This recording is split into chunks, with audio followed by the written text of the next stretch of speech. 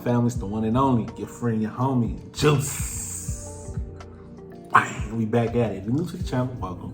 If it's not your first time, welcome back. So family, we're doing something different tonight. I'm reacting to the realistic Pokemon biology, part 1. So by Curious Archive. So basically, I guess they're just gonna show us what Pokemon would look like if they was in our world.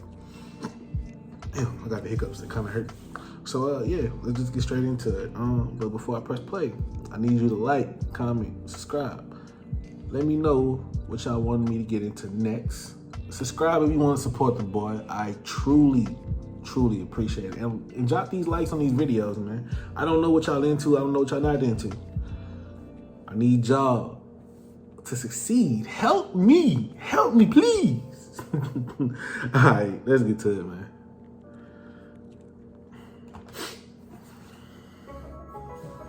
Sabo. What Pokemon might look like as realistic. That nigga ugly. By their very nature, Pokemon are highly stylized, so reimagining them as more biologically feasible life forms presents an exciting challenge. This concept is the idea behind the Realistic Pokemon Project, a series by R.J. Palmer, aka Arvillus, who is one of my favorite creature designers, and is so talented he was hired to assist with the designs for movies like Detective Pikachu. And I have links to where you can I still haven't watched it in this video's description. His art imagines what kind of biology that Tyranitar looked hard. version of a Pokemon might have, often with fascinating results. So for this entry into the archive, you can expect a Pokemon nature documentary of sorts, examining Palmer's redesigned Pokemon as if they were real animals. Is that Entei? Before we get started, a quick disclaimer. Arcanine. These realistic life forms Might be are Arcanine. awesome Yeah, speculative Arcanine. exercise, but not an attempt to Blast somehow Light, alien in the bed. the stylized designs of the original game. Who the fuck They're is just meant that? to be interesting alternate takes. Also, when Palmer calls these designs realistic, he means they ground the appearance of Pokemon in real-world anatomy. But many are, of course, still more fantastical than what you'd likely find in nature, and in some cases still possess their elemental abilities, because it's more exciting that way. He incorporates real science and biology when he can, but the main goal of this project is just to have fun. With that said, let's get started, and dive into the incredible world of realistic Pokemon. I'm all for it. We'll begin our journey through the natural world of Pokemon in the Kanto region and examine realistic versions of the starter lines. Okay. Opening with Venusaur and its pre-evolutions, you can see how different Pokemon look when rendered with more realistic detail. Here, Palmer has modeled the fantastical anatomy of the Venusaur line off real animals They go hard. like lizards and the extinct parareptile Gutosaurus, an organism that wasn't actually that far off in size from the Venusaur. Palmer also imagines the organisms have an endosymbiotic relationship with a large type of flower, similar in size to real-life Rafflesia, plants which can reach 4 feet or 1.2 meters in diameter. Damn. Rafflesia are also parasitic, meaning they derive some of their nutritional requirements from other plants. We can imagine It actually looked like a similar, the flower. mutually beneficial arrangement with the plant that grows out of their backs, giving the flowers energy in exchange for added defense and perhaps vice versa. That's fine. Plant-animal cooperation isn't completely unheard of in nature, like hummingbirds pollinating flowers or moss growing on the fur of sloths, although sloths don't get much say in that one. Admittedly, this Venusaur line is taking this to a new level, but it's more fun to imagine a life form with a giant symbiotic plant on its back than without one. Charizard and its pre-evolutions are up next, and have been reimagined in fearsome detail. Palmer adds boy. complexities, Charmander look like something from Jurassic Park. layers of muscle to help ground these more fantastical creatures in the natural world. For inspiration, Palmer has drawn from the appearance of many different types of real-world reptiles, some of which look like they could be from another world if you stare at them long enough. That's The facts. claws on the forelimbs in particular remind me of the anatomy of monitor lizards like the Komodo dragon, which in real life can grow up to 10 feet or 3 meters. Damn. And like most monitor lizards, this more biologically feasible version of Charizard usually stays lower to the ground due to its weight, and is rearing up in this image as an intimidation display. And the last starter we'll be covering here is Blastoise and its pre-evolutions. These turtle-like creatures now seem much better adapted for life in an aquatic environment, with sea turtle biology forming the basis for all 3 designs. Palmer imagines Squirtle might have a long, rudder-like tail to steer through the water, and much like a baby sea turtle, are quite a bit slower on land. In contrast, war turtles, seen here having a minor standoff Red go hard. realistic Is that crabbies, crabby? spend much of their time resting on the sea floor. Palmer has depicted war turtles' head fins as a unique kind of fan coral that grow from the creature's head due to their sedentary lifestyle. And the aquatic behemoth Blastoise is perhaps the trickiest to get right. Cleverly, Palmer has reimagined his cannons as biological water jets, much like the ones some real-world squid species use for propulsion. Oh, that's cool. Blastoise's jets have evolved to be much more powerful. That's if cool. you look closely, you can see a Staryu and Shelder in this image too, which creates an immersive sense of a rich underwater ecosystem.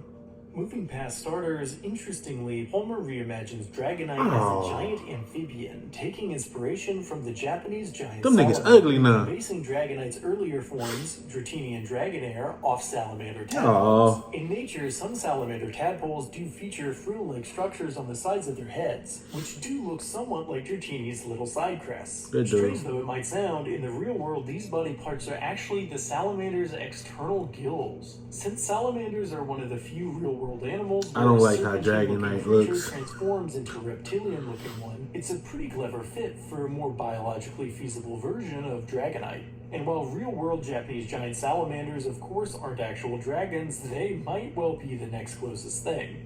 Up next, we have various evolutions of the unique Pokemon Eevee. In this more realistic world, Palmer imagines these organisms are the result of a single species diversifying to adapt to different environments. There are all sorts of small creative details. Damn, Vaporeon? Like Vaporeon having more defined flipper-like feet, almost like a seal or sea lion. Espeon resembling a hairless sphinx cat, and Leafeon having a high density of moss in their fur, like a giving goat. them the appearance of being green. Again, They sound like she got goggles on. in the category of legendary Pokemon, Palmer imagines Arcanine as a powerful predator, Arcanine, taking sexy. anatomical inspiration Pause. from canines, of course, but also borrowing features from lions and tigers, which makes sense considering Arcanine in the games has something of a lion's mane and some tiger-like markings on its side. Facts. Plus, if any real animals deserve the title of legendary, lions and tigers are definitely among them, so it makes sense that a more lifelike Arcanine would resemble them. Palmer also drew the pre-evolved form Growlithe, which I think looks Is that a Turtwig? lion cub. A small detail I like is that this cub seems to be playing with a Turtwig, although the Turtwig doesn't seem too happy about it. For the Pokemon Nidoking, Palmer took inspiration from various sources, adding the leathery armor and central horn of a rhino, while also borrowing the claws and spines of a porcupine for the rest of the anatomy. The result is a truly unique-looking creature. I don't think I'd catch that. Pokemon's tail, Palmer snuck in a realistic interpretation of Pikachu, which not surprisingly looks quite rodent-like.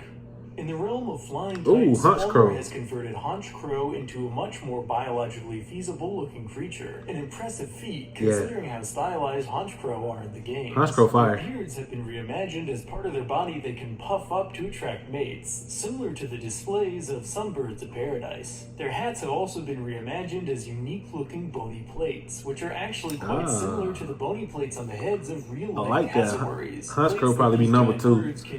Arcanine definitely by far is the coldest one so far.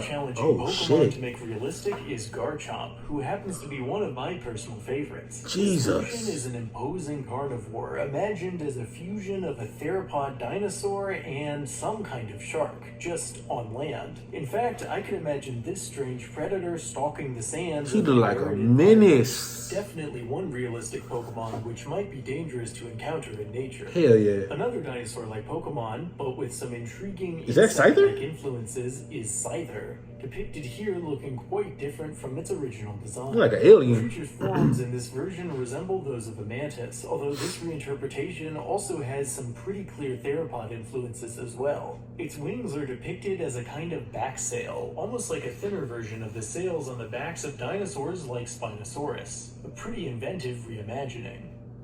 Perhaps the trickiest Pokemon on this list to imagine as a living organism is Gengar and its pre-evolutions. Instead of ghosts, this evolutionary line has been reimagined as bat-like organisms, which fits their spooky theme. Jesus. Starting with Ghastly, Palmer depicts this bizarre pre-evolution That's as Ghastly? a poisonous bat with a specialized helium bladder that allows it to float, almost like a living balloon. Strange? Sure, but you've got to get creative when imagining a ghost type as a wild animal. Moving on, Haunters have been realized with translucent wings to give them that floating hand look, which is a creative way to ground the design biologically. And finally, Gengar is a heavier terrestrial creature, which Palmer imagines as an active carnivore. He look like an El Zoroark has Chupacabra. also been Ooh. given the carnivore treatment, with its anatomy now much closer to a canine predator, look like and a the werewolf. stylized elements of the original design toned down. In the skull and teeth region, Palmer's Zoroark somewhat resembles a hyena. And moving down to the ground, also ready for their close-up is Diglett, conceptualized as a much more conventional burrowing life form akin to a star-nosed mole, which is good because star-nosed moles are the best.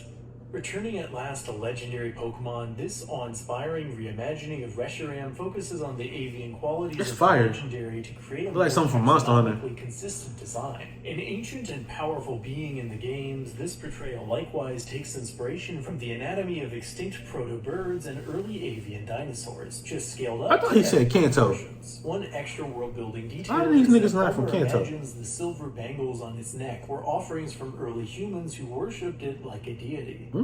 And as the finale of our journey through realistic Who's Pokemon it? designs, we have Groudon, looking straight out of an epic myth when rendered in so much realistic detail. Huge and pulsing with some unknown bioluminescent display, That's fire. this gargantuan I would creature never guess that would be stretches the Groudon. limits of size for wildlife, taking anatomical clues from the largest of theropod dinosaurs. It's the sort of behemoth that would That's sit fire. right That looks like stomping Groudon. through a volcanic landscape. Of course, a creature of this size would have an effect Is that on its Magmar? environment. Running from this Titan's thundering steps is a Magmar, which in this interpretation resembles the curious shoe-billed stork, an animal that proves once and for all that nature can frankly be just as weird as Pokemon. Yeah. The world of realistic Pokemon is vast and is yet to be fully explored, but we've reached the end for this particular... Oh, that was fire as hell. I enjoyed that way more than I thought I would. If I would have to say, if I just do a top 5 of the ones I thought that was the coolest, Arcanine by far is number 1. Reshiram was fire 2. Blastoise. Blastoise really surprised me. His whole line was pretty cool. I think my favorite out of his line was Wartortle. I said Arcanine, Reshiram, Blastoise, 2 more. Who else looked cool? The Eevees. The Eevees damn sure looked cool.